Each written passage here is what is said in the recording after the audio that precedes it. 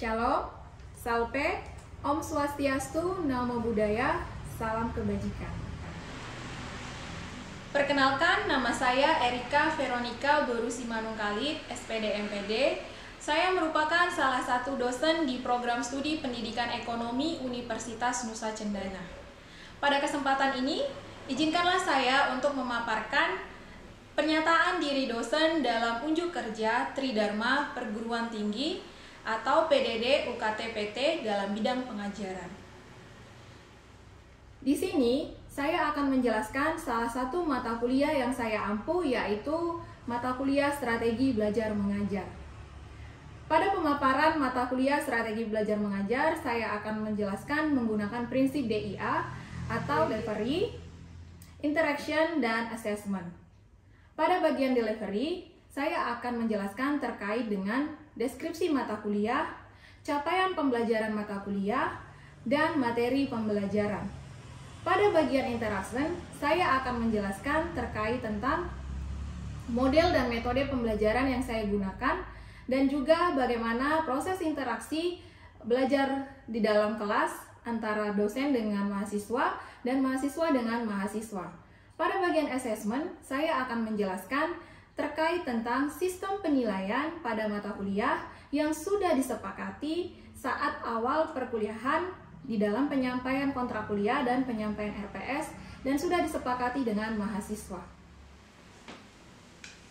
Mata kuliah Strategi Belajar Mengajar merupakan mata kuliah wajib yang diterima oleh mahasiswa di semester 3, baik peminatan akuntansi maupun peminatan tata niaga.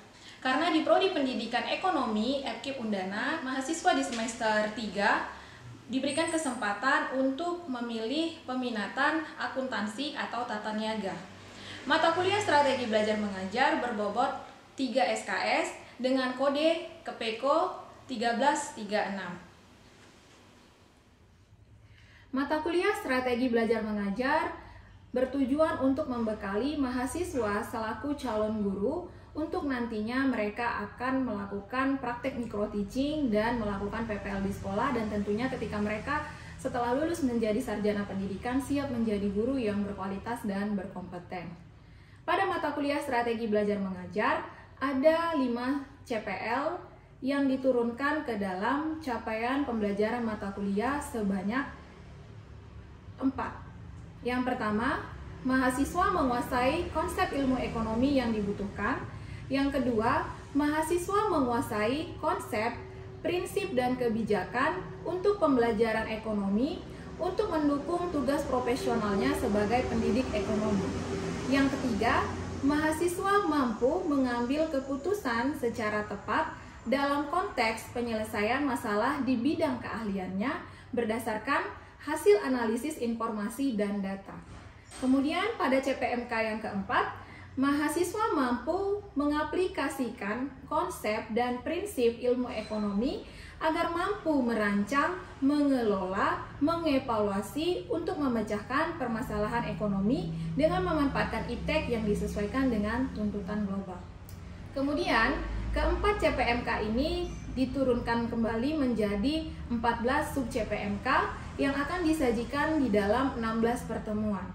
Di mana di pertemuan ke-8 akan dilaksanakan ujian akhir semester, kemudian di pertemuan ke-16 akan dilaksanakan ujian akhir semester.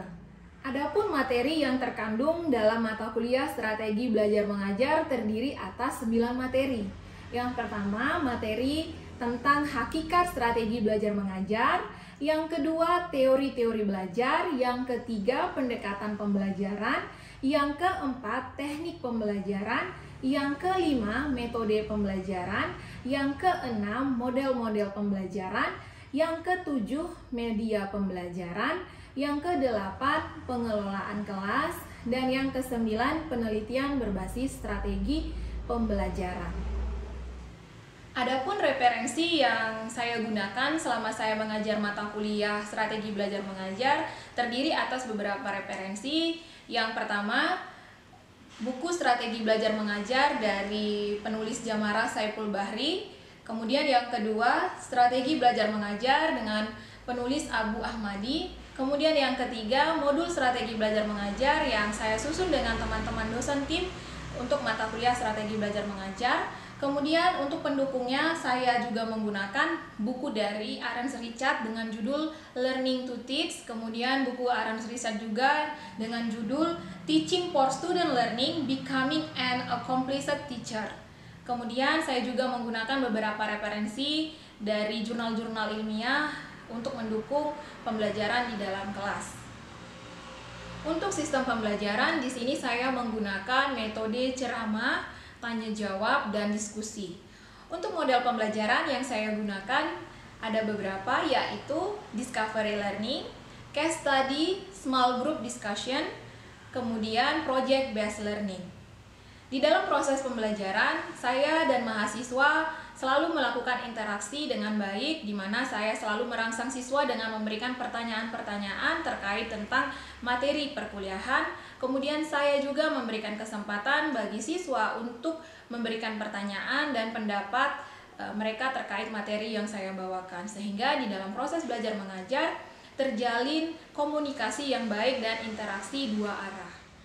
Selanjutnya, untuk sistem penilaian, di sini saya menggunakan sistem penilaian yang sesuai dengan SK Rektor dari Universitas Nusa Cendana, di mana penilaian terdiri atas 4, yaitu tugas, soft skill, ujian tengah semester, dan ujian akhir semester.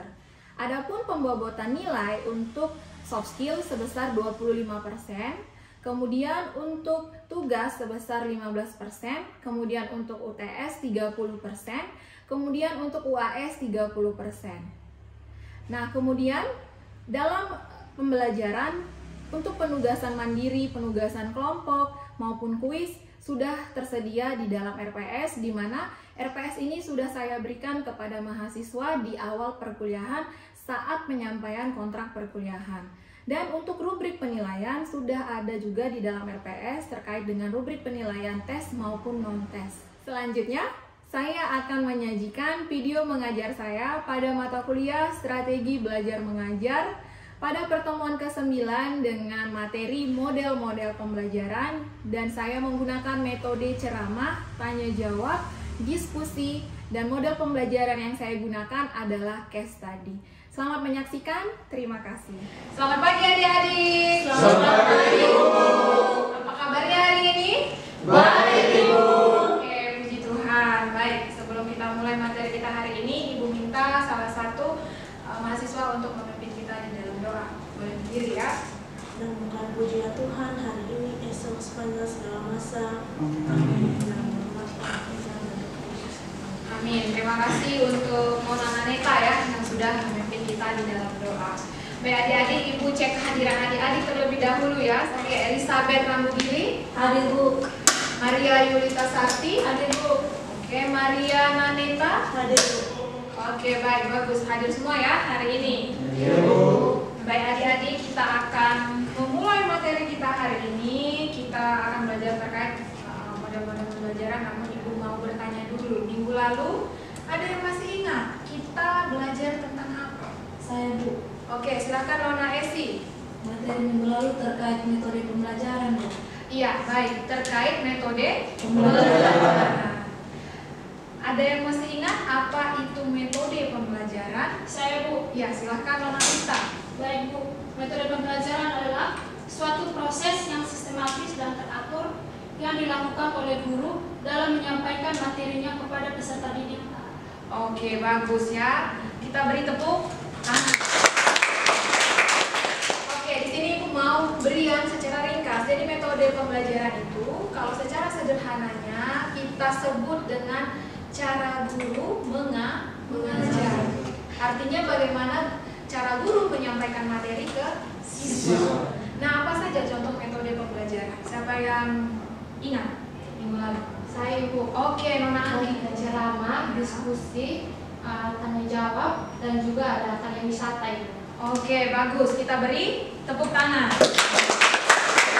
Nah, ada satu lagi yang lupa. Ada metode demonstrasi.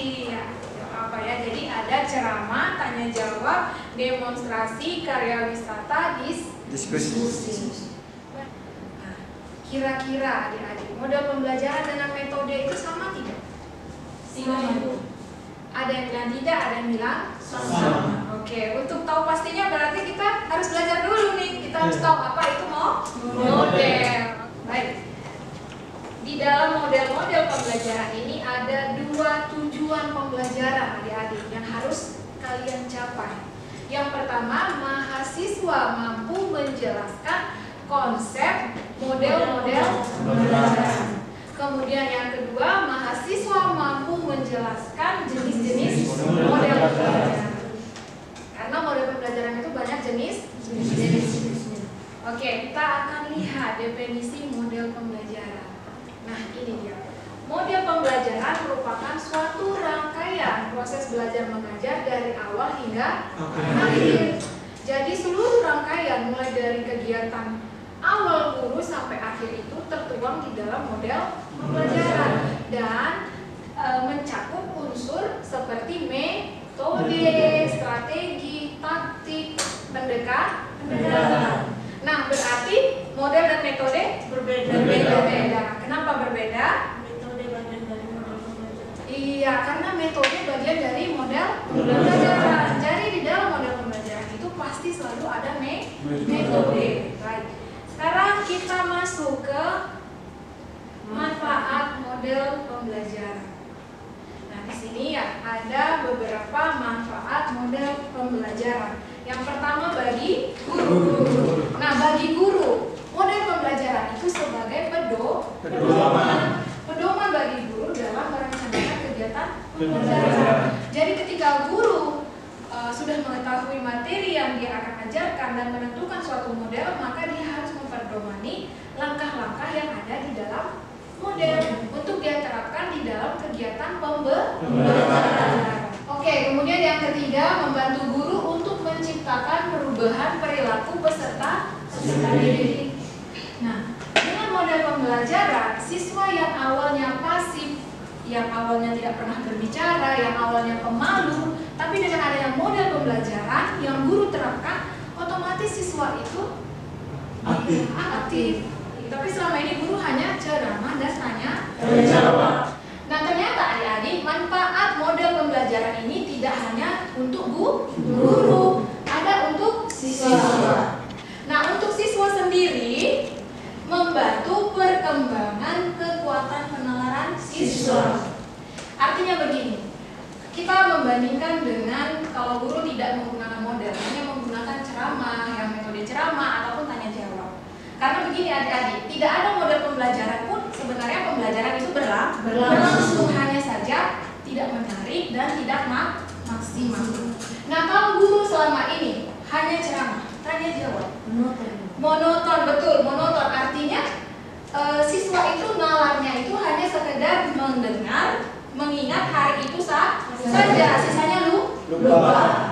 Nah, kenapa lupa? Karena ya masuk ke ini artinya siswa di sini tidak menggunakan analisis logikanya, dia hanya menerima informasi bulat-bulat kalau ceramah. Tapi kalau dengan menggunakan model ya salah satunya seperti PBL atau project based learning, mereka dilibatkan. Ketika mereka dilibatkan, pasti logika berpikirnya, analisisnya itu bekerja.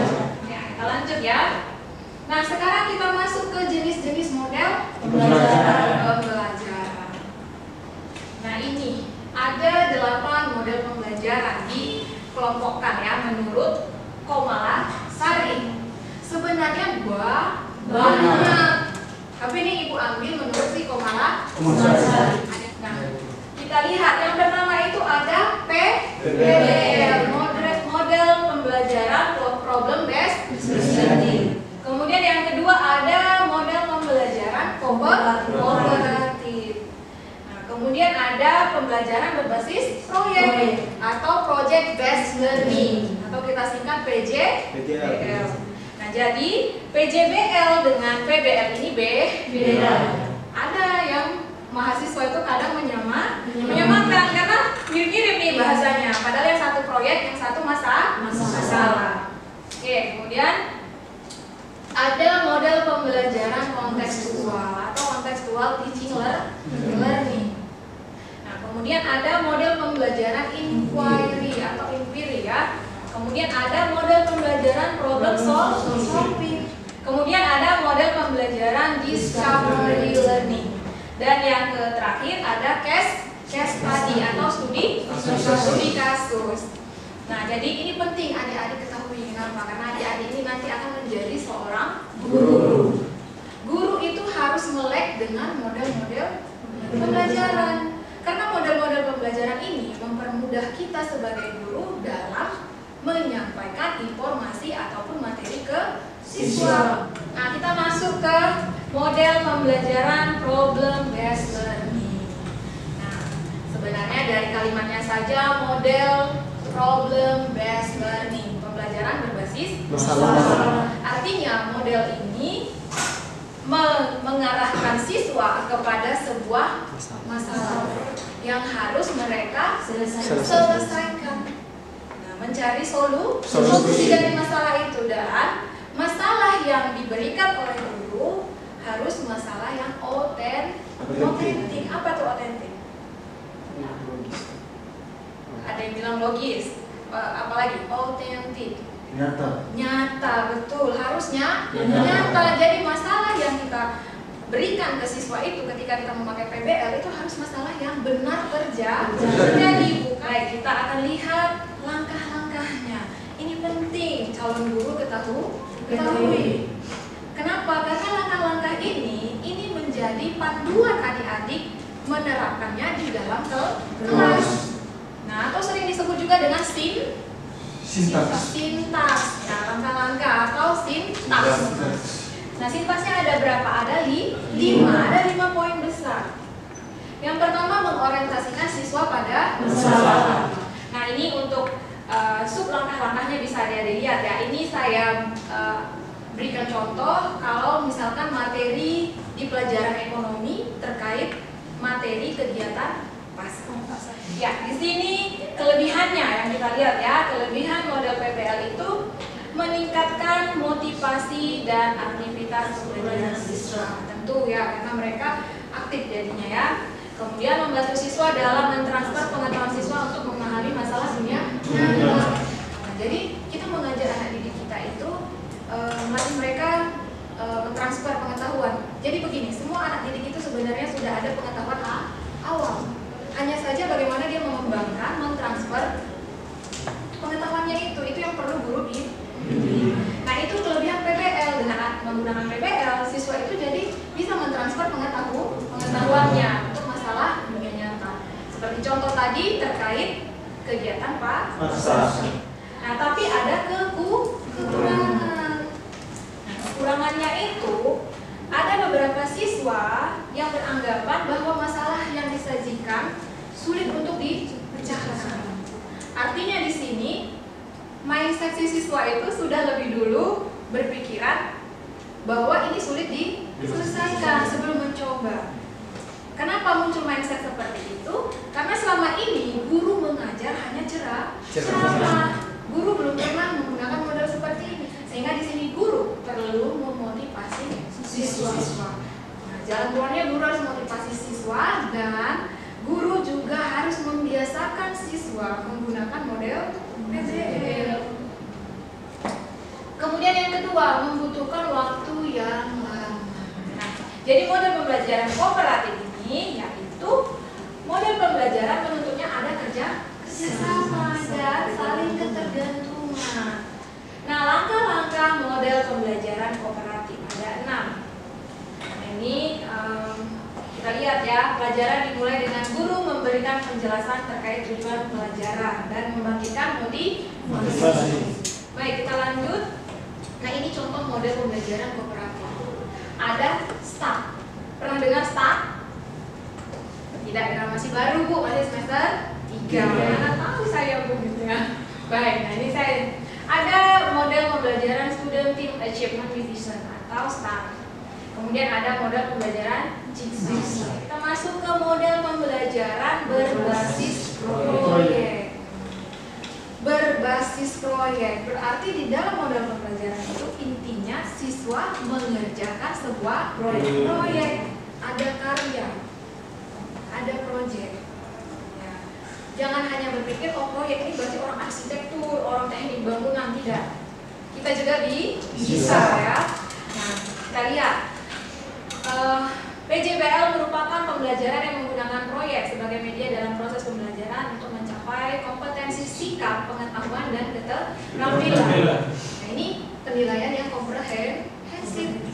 Ada afektif, ada kognitif, dan psikomotorik. Ya, sikap ini afektif, pengetahuan ini kognitif, keterampilan ini psikomotorik. Kemudian di sini adik-adik, proyek ataupun produk yang dikerjakan oleh siswa itu boleh berupa desain, skema, karya tulis. Nah, kalau kita orang akuntansi, ya, kita buat laporan keuangan. Itu sudah proyek. Misalkan menyusun laporan keuangan satu tahun begitu. Nah, untuk orang ekonomi, misalkan yang tata niaga ya, membuat poster atau desain pemasaran. Nah, itu juga proyek. Baik, sampai sini ada yang mau bertanya terkait? Saya. Wih, semangat sekali dan Nixon. Oke, baik, silakan Adik Der. Baik, terima kasih atas kesempatan yang diberikan kepada saya. Di sini saya ingin bertanya terkait dengan masalah yang ada di model pembelajaran atau dengan kata lain PBL dan problem solving. Ya. Nah, seperti yang kita ketahui bahwa kedua model pembelajaran ini hampir mirip dan sama-sama mengharuskan dan sama-sama memberikan masalah dan mengharuskan siswa untuk mencari solusi. Nah, yang ingin saya tanyakan yaitu apa kedua perbedaan tersebut? Oke, baik. Maksudnya apa perbedaan kedua model tersebut? Dia terlalu bersemangat jadi dia. Oke, baik, bagus pertanyaannya ya. Ini pertanyaan bagus. Kenapa? Karena banyak juga orang-orang tidak bisa membedakan antara problem based learning dengan problem solving. Berbeda, walaupun sama-sama mengarahkan siswa kepada sebuah masalah yang harus dipecahkan, dicarikan solusinya, tapi titik perbedaannya itu terletak di masalah yang diberikan. Tadi saya bilang kalau PBL masalah yang diberikan itu harus masalah yang nyata atau konkret atau empiris yang mereka alami. Sedangkan kalau problem solving, guru bebas mau nyata mau tidak nyata. Jadi boleh mengandai-andai. Iya, mengandai-andai. Oke, baik. Ada yang mau ditanyakan lagi? Pas. Oke, kalau sudah pas. Nah, adik-adik ada yang harus didiskusikan di dalam kelompok ya. Nah, silahkan. Ini kelompok 1 bentuk bulat, kelompok 2 bentuk bulat ya. Nah, hati-hati kabelnya, oke? Nah, yang bahan didiskusikan itu tadi sudah saya kirim juga di grup ya. Ini. Nah, ini ada sebuah kasus. Di sini aku bacakan. Rara adalah seorang guru ekonomi di kelas 11 di SMA Negeri 1 Kupang. Nah, selama Rara mengajar, dia tidak pernah menggunakan model, hanya menggunakan metode. Sehingga hasil belajar siswa itu banyak yang tidak tuntas, artinya tidak memenuhi KKM. Nah, minggu depan Rara akan mengajar materi ketenaga kerjaan dan Rara ingin mengubah cara mengajarnya. Nah, Anda diminta menurut kelompok adik-adik, model pembelajaran apa yang tepat Rara gunakan untuk materi ketenaga kerjaan. Kemudian apa alasannya, kenapa model itu? Kemudian metode pembelajaran apa yang dipakai di dalam model itu? Model pembelajarannya dari 8 model yang tadi ya, dari PBL sampai discovery tadi ya, kalau tidak salah studi kasus juga ya. Nah, ini silakan adik-adik diskusikan dalam kelompok.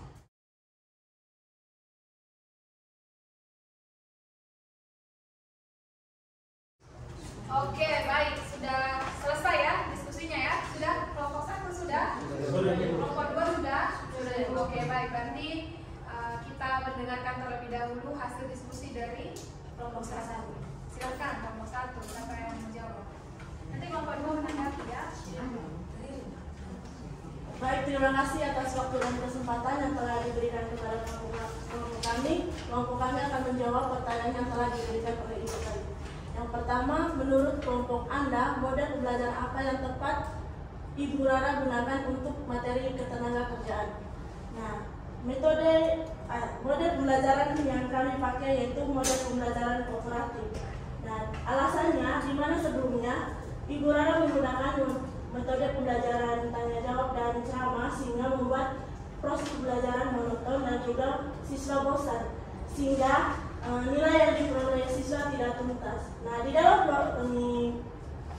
model pembelajaran kooperatif, siswa dituntut untuk diskusi dan melakukan kerjasama.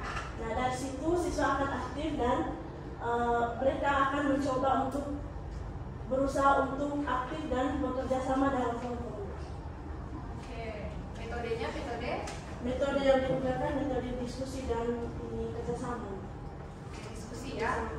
Baik, terima kasih untuk kelompok 1 dan terima kasih. Kita beri tepuk tangan ya.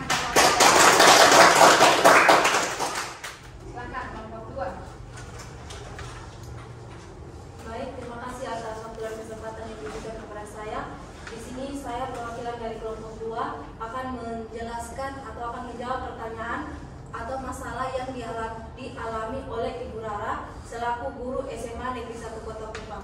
Model pembelajaran yang sesuai dengan masalah yang dihadapi oleh Ibu Rara adalah model pembelajaran PBL, yaitu karena dalam model pembelajaran PBL siswa dipaksa untuk berpikir kritis. Beri tepuk tangan.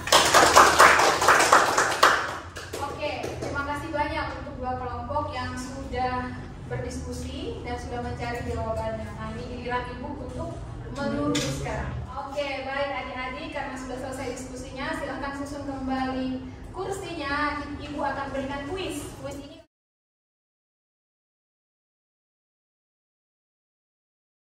oke, sudah semua? Sudah Ibu? Sudah ya?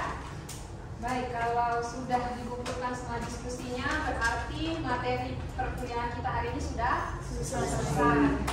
Nah, tapi sebelum kita akhiri, Ibu ingin salah satu dari adik-adik menarik kesimpulan dari materi kita hari ini. Silakan, siapa yang mau mencoba menarik kesimpulan materi kita hari ini? Oke, silakan. Oke, silakan Adik Leo. Baik, terima kasih atas waktu dan kesempatan. Dari pembelajaran hari ini, kesimpulan yang dapat saya ambil adalah model pembelajaran merupakan hal yang sangat penting di dalam proses pembelajaran itu sendiri. Karena apa?